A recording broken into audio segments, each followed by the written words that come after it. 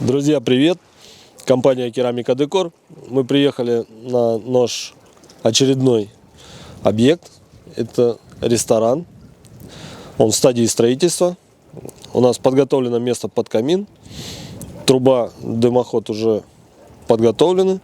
Наша задача установить топку, подключить дымоход, подключить подачу воздуха на горение топки.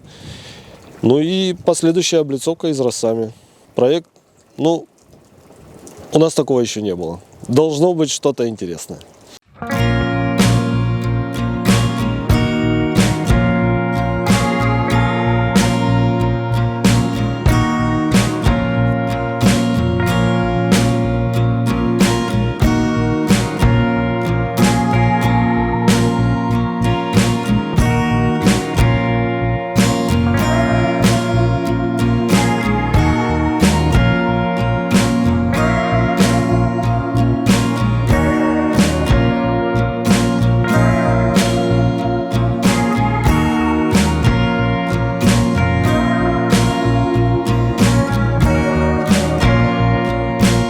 Итак, друзья, у нас есть вот такое замечательное подготовленное место, где мы сейчас проверим разметочку, отцентруемся и будем устанавливать наш камин. Обязательно разметку. У нас подготовлен уже дымоход шидель с каналами подачи воздуха. У нас тут сложность нарисовалась в виде карнизов потолочных, которых не предполагалось у нас в проекте. Но это мы будем обыгрывать. К сожалению, не всегда бывает все по плану. Как всегда. Так, материалы мы завезли. Наши листы с Каматек где-то тут лежат. Они там, да, элементы дымохода подключения. Сейчас ребята делают разметочку. Меня спрашивают, почему мы не в новой униформе, а мы как раз на эту тему общались, что это слишком постановочное будет тогда видео. Мы в реале работаем, парни не новенькие. Такие это центр? Да. То есть проем получился вот этот прям по центру, да? Да. Все видно. А визуально казалось как бы чуть-чуть смещено. Мне кажется, это как раз чернота. Как-то... Ну или вот эти, да, паркет разложенные, как бы, да. Может быть, да, они все сделали, чтобы не запутаться. Но у них тут даже какие-то, вот видишь, отметки, это есть? Похоже на правду, да. Вот, то есть я вот это не мою.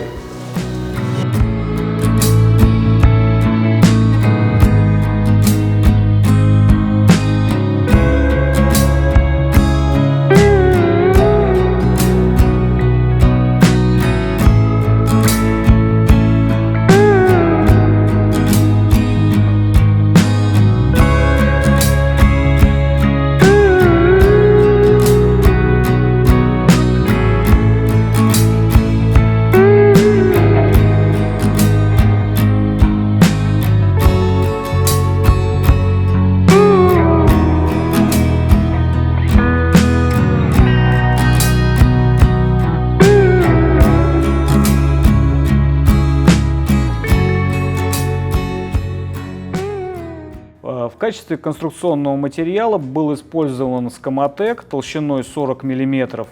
Это современный теплоизоляционный материал, высокотехнологичный, экологичный, эффективный, легкий, крепкий, масса достоинств.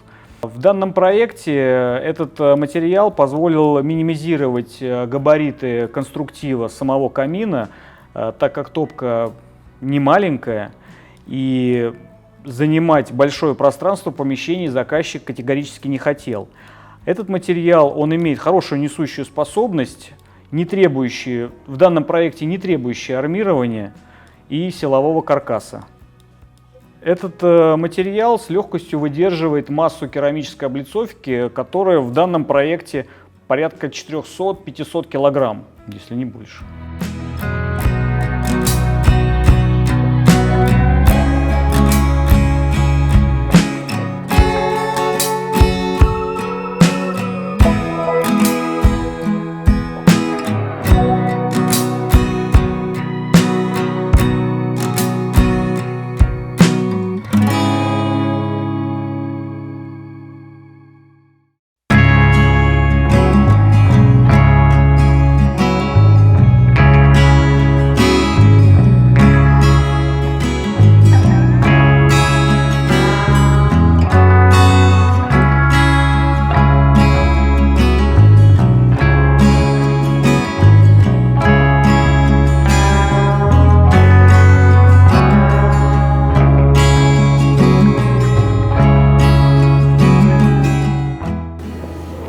Такая топочка у нас Schmidt Lina. Размер у нее, собственно говоря, как и модель, 1080. Огромное стекло. Прям шикарный панорамный вид. Вертикальный подъем. Есть у нас сервисный режим.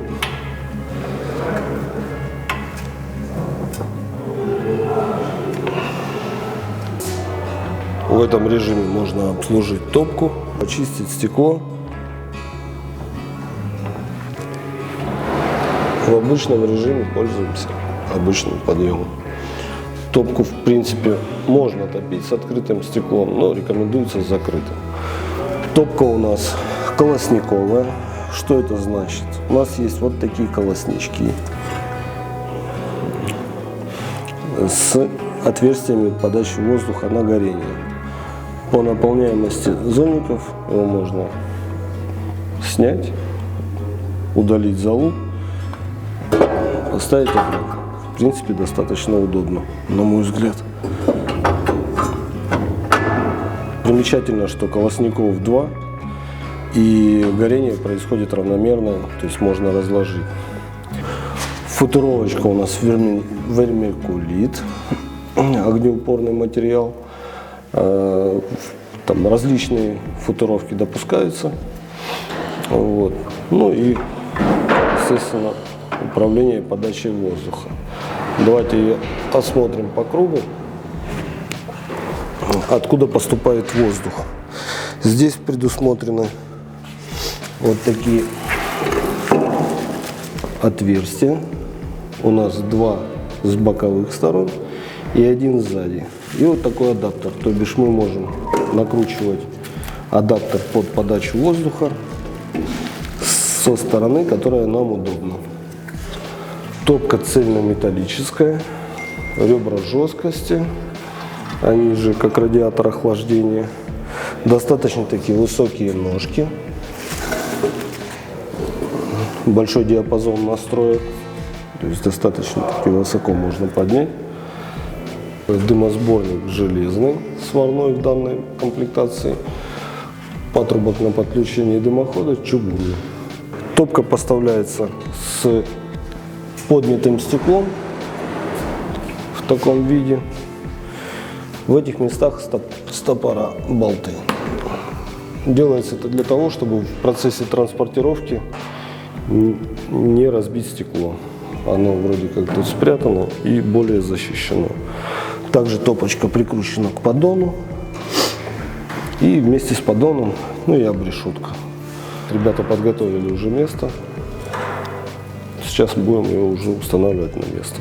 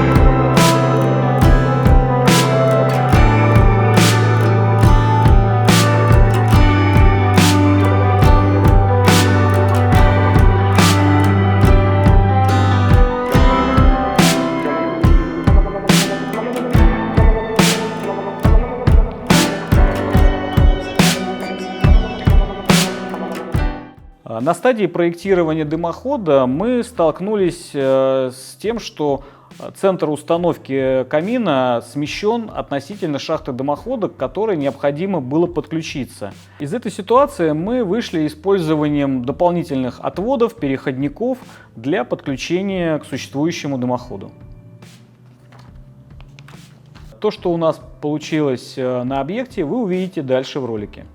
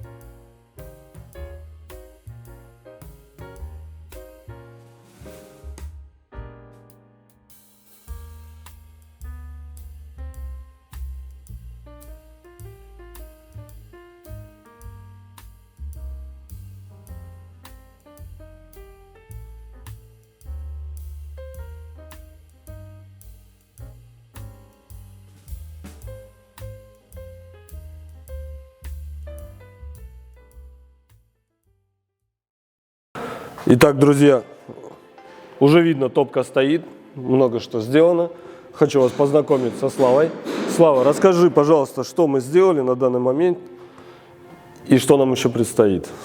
Топка установлена на основании, согласно проекту. Подключили дымоход, подключили к патрубку подачи воздуха трубу. У нас имеется существующий дымоход, в котором есть вент-канал. Мы его использовали. Сейчас будем запускать, для того, чтобы понять, как работает топка, все ли в порядке, хорошая ли тяга. Да. А дальше начнем собирать конструктив уже под изразцы. У нас причудливая такая форма получилась, но симпатично. Дымоход у нас уже был предустановлен, шидель на втором этаже, он на монолитной плите. Ну, безопасность, вес выдерживает, это проверено. Вот, и мы уже подключались к нему. Вот, собственно говоря, дымоход-исходник, да, который нам достался. Да, к нему мы подключились. У нас здесь возникла небольшая сложность из-за того, что нету соосности в двух плоскостях. Ни здесь, ни здесь. Поэтому пришлось использовать несколько отводов, подрезать трубы, но все у нас получилось. Труба зафиксирована. И сейчас будем производить запуск. Посмотрим, как это все дело работает. Здесь в дальнейшем будет еще короб из Коматека, изоляционного материала.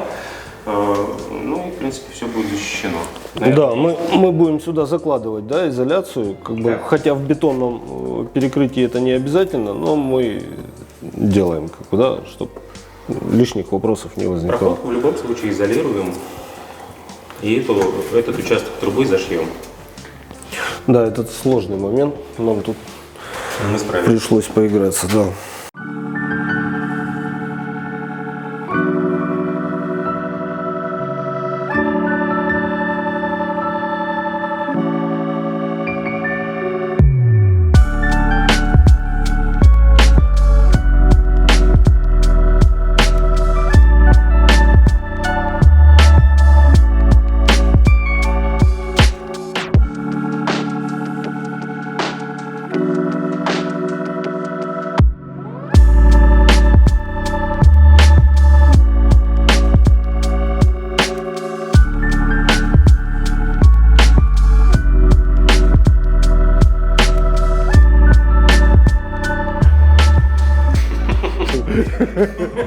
Итак, друзья, вот растопили мы наш камин, уже прогорели дрова, все работает, все замечательно, все шикарно, пламя красивое,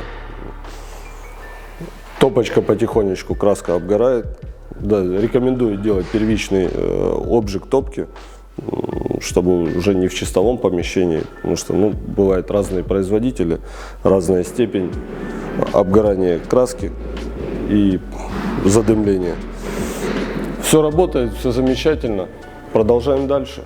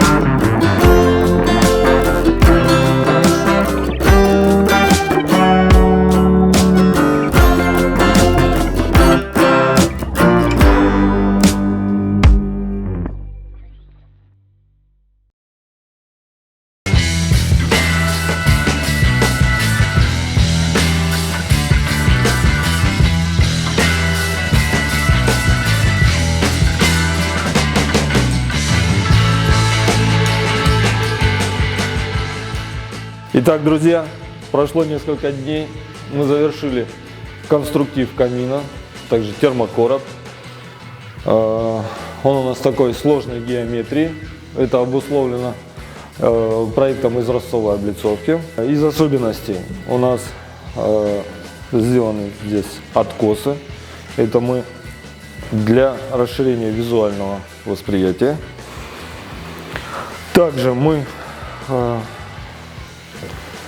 вывели управление шиберными заслонками на дымовую, почему их две, на дымовую трубу, непосредственно дымоход, и на подачу воздуха на горение.